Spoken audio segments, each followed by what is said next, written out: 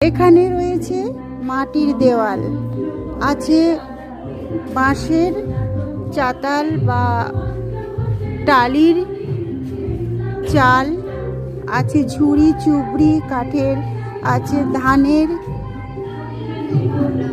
শস্য যেটা আমাদের বেশ করে আমরা জীবিকা অর্জন করি। ওপরে ধান চাষের করবার যেই গোড়া পড়ে থাকে সেই ধানের গোড়া ওপরটায় এইভাবে করেছে।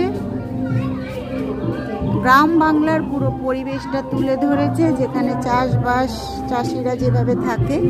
রয়েছে এখানে খুঁটো, দেওয়ালে হাঁড়ি কাপড়, জেলেদের সমস্ত কিছু রয়েছে। সামনে রয়েছে মা দুর্গা, যেটি কিনা অপূর্ব, আর সামনে রয়েছে তার জল এবং প্রতীক ছায়া।